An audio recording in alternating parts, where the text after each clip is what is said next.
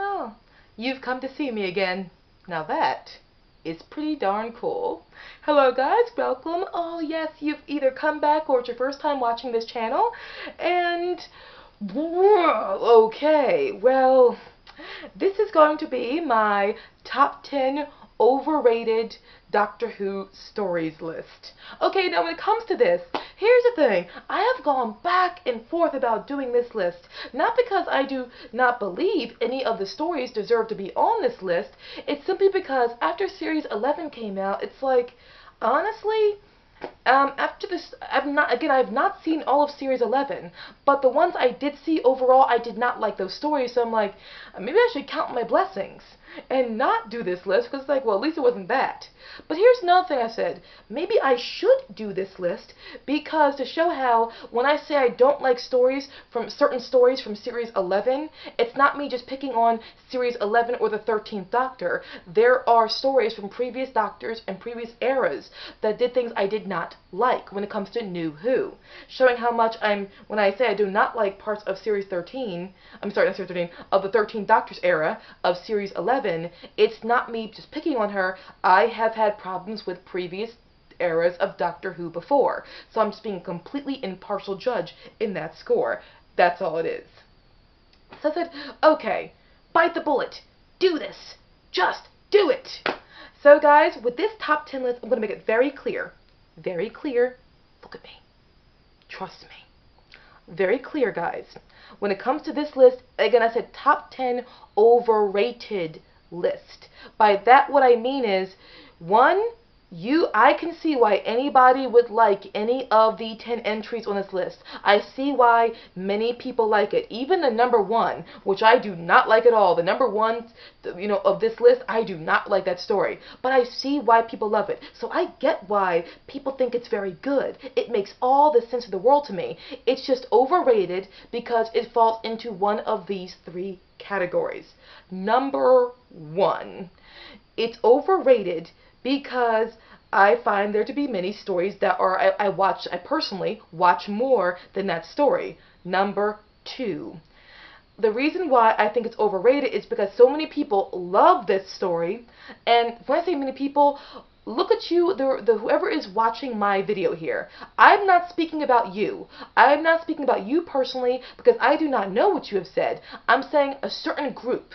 Here in the Doctor Whovian fan base, there's a portion of them that have praised this episode, but they criticized another episode and called it bad when the episode that they criticized had the same flaws as the episode they're praising. So the episode that they gave a pass to and they praised is guilty of the exact same thing as the episode they criticized. See what I'm getting at? Like, I just call out episodes where it's like the flaw of the episode you're praising is the same flaw as the episode that you said was terrible. I'm just being as impartial as I can possibly be, being completely dispassionate, just like literally pushing any personal feelings I could possibly have aside and just trying to see things the best I can possibly see them. Just doing my best. I'm going to fail sometimes. I'm probably going to fail big time, but at least I did my best. You can say that for me. Also, the last reason I'm going to say an episode is overrated is because that episode gets so much credit for being so creative and original, and it's not. What I mean by that is that episode that people are praising and is actually a carbon copy. I say carbon copy, I mean a film copy of another episode or another story or another popular theme that has been done multiple times, and people are acting like it's all creative now. And also, this happens a lot where I've seen some people degrade or deride or criticize one episode for not being very creative because it copied from a classic Who story, but the episode they're praising is also guilty of the same thing. They just don't know it's guilty of the same thing. So I hope I covered myself there with what my rules are for an overrated story. I hope I covered all of those rules. And also I'm going to let you know right off the bat, guys, Day of the Doctor, the 50th anniversary is not going to be on this list.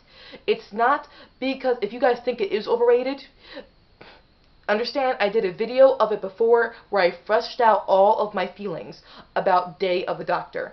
So I just think I've talked about enough. I'm going to give that slot of Overrated to another episode. So we're going to start with number 10. Now that I finally got all that out of the way. Sorry for the long introduction, but I had to give my reasons why.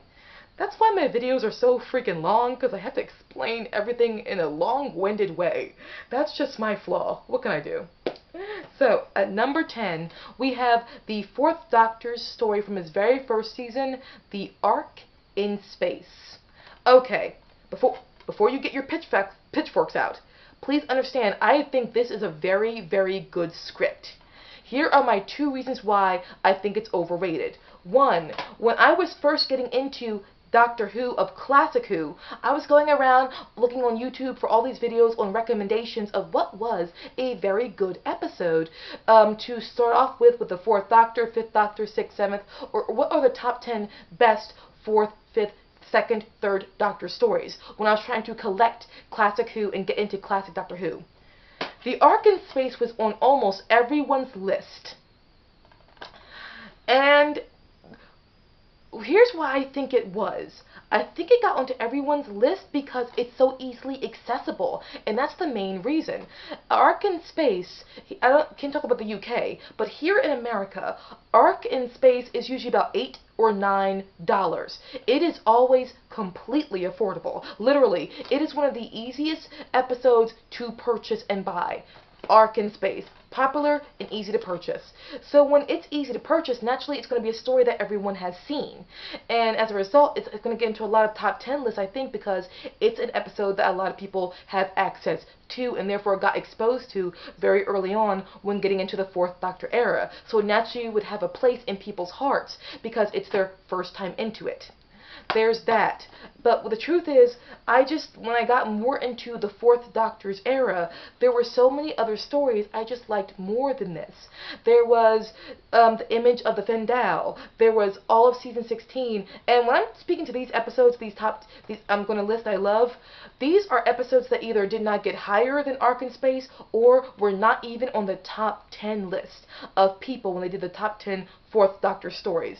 Image of the Fendal.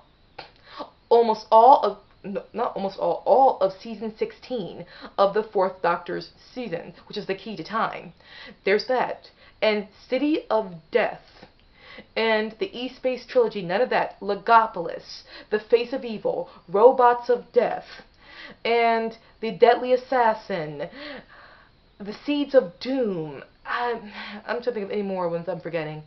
Just Horror of Fang Rock. These are many stories I did not even see on top 10 4th Doctor stories or higher than this story when I was checking out top 10 4th Doctor stories. So for me it's like, okay, this is a perfectly fine story, but I don't think it's better than any of those. And another thing I feel knocks it back is, I said it before, I'll say it again, the pacing. The Ark in Space is a very good story that I think is poorly paced. By that I mean it's a 3-part story that I think was dragged into 4 parts. Made to be 4 parts, but really it's just 3 parts. The reason why is because simply there's just not enough story. There's too many lingering shots or slow shots or, yet again, the camera lingering on one space and not even developing the atmosphere to make you feel that space is kind of like chilling or haunted in some way, shape, or form. It's a frightening story because of these creatures that are going around converting people into themselves, but you don't ever feel any fear. Because it's not even just the creatures themselves that are not that well designed, it's the camera angles. The camera angles never make you feel the immediacy of the fear. It never makes you feel like anything is at stake. The lighting is not good enough to make you feel like anything is at stake. Nothing is ever like haunts you or jars you. And again, things are dragged out. There's a lot of cameras lingering on a certain scene or drawing it out. And not, or cutting and jump cutting from actors to actors' reaction and expression to make you really feel the fear of what's probably happening in this scenario. And another thing, this is literally one of my least favorite presentations of Sarah Jane Smith. She's not bad in this story, but it's just not my favorite depiction of her. Literally, when I first watched this story, I was like, this is the Sarah Jane Smith that everybody loved from Classic Who? what makes her so freaking special? Then I watch other episodes of hers and I said, oh, that's why she's awesome. That's why people love her. That's why she got her own, show. Because she is amazing. But in this story, again, she's not bad. She's fine. She's just not my very favorite that Sarah Jane Smith could possibly be. That's it. Now, coming at number 9. Again, clarification, I do like Ark in Space. I just think it's not as good as some episodes that got lower than it on many people's list. Now, here we go to number 9. Guys, okay. Please don't kill me. And listen to me, hear me out before you want to kick my ass. Please just hear me out. Number 9, we have The Enemy of the World. Hear me out first before you just want to stab me with your daggers. The Enemy of the World. This is the very second story I bought of the second Doctor. The first was The Mind Robber. And I admit, I immediately was taken aback when I put the story in and Zoe was not there. For some strange reason, I admit, I latched onto the Doctor, Jamie, and Zoe being a TARDIS team really quickly, a little too fast. Like, I'm not used to latching onto a Doctor and companions that quickly that it's hard for me to get into a new companion. In fact, usually, sometimes the first companion I even saw is not my favorite companion of that Doctor. For example, the first Doctor I saw, the companions I saw with 11th Doctor were Amy and Rory. I loved them, but when I saw him with Clara, I liked him just as much with Clara. I liked Clara with him as well. I loved Amy and Rory and Clara. Then, with the third Doctor, my first companion was Jo Grant. I absolutely loved her, but I still loved Liz Shaw and Sarah Jane Smith with him. My first companion with the 4th Doctor, Sarah Jane Smith. Liked her, but I loved Leela immediately as much. Same with both Romanas, etc. and so forth. I loved Harry Sullivan too. And then even with the New Who, my first companion with the 9th and 10th Doctor was Rose Tyler, but I actually love Martha and Donna way more. I don't know why I latched onto Zoe quickly, but that being said, I admit that took me back for a bit, so I had a hard time getting into it, admittedly from the very beginning. And it took me a while to also accept the pacing and learn the pacing of the 2nd Doctor's era. But there is so much this story has going for it, and I wondered why I was not crazy about it. Because I'm going to make it very clear, for those who love this story, you have a reason to love it. There are so many good elements to this story.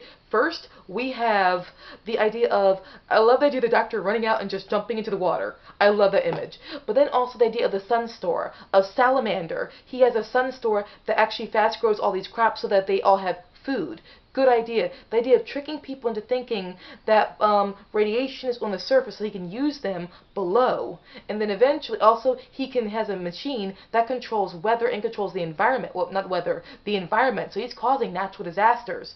That is a great idea. And he goes down to these people underground and they really want to go to the surface, but he says no, there's still too much radiation. But he's lying to them. There are characters in this who are very good. Astrid is very good. The food taster, Fiore, she is amazing. The food taster, great performance, great actress. A lot of the actors are overall pretty darn good, and one of the other actors who plays one of the bad characters is very good. And this story has all these elements that come together, and it's like, these are all very good elements. But here's the thing for me, and I can't help it, guys. I can't explain why. But the story, even though it has all these cool elements, when it comes together, it's kind of dull. The story is a little boring. I can't explain why it is for me. I don't know why. Like, when you guys who love this story, okay, I'll say this. When I first watched it, I was bored out of my mind. I could not even finish it. Just could not finish it. Then somebody told me to just go back and watch the last 2 episodes. It picks up. I did, and I liked it a lot more. And then I went back, and I was able to enjoy the story a lot better and see the appeal for this story. But this still does not stop the fact that there is something about this that is a little tedious and dull and slightly boring to me. And I'm sorry. I wish I could think this was the best story ever, but I do enjoy elements of it. I do very much enjoy elements of it. Something about it, it's just, I don't have the impulse to go back and watch it as often. And I said, why? Because I'm one of those people who absolutely loves stories with a lot of things going on in it. I love the Silurians. I love the Ambassadors of Death.